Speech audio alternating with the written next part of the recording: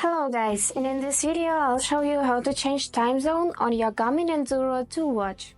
Let's get started. Firstly, we just need to open settings by pressing and holding this menu button in the middle of the screen. And now select clocks from the list of other options. And right now we just need to scroll till we see this time zone tab. Click it, and by clicking on this plus you will be able to select a region. For example, this one, click it to confirm and then select a time zone.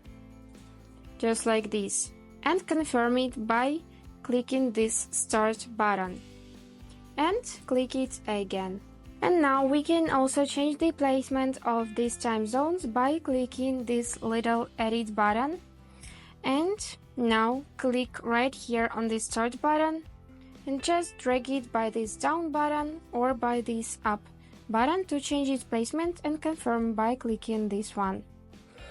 And now if you want to delete any zone, just click this edit button again, choose time zone you want to delete, then click start button and then click it again.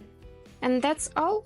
I hope this video was useful for you and thank you so much for watching.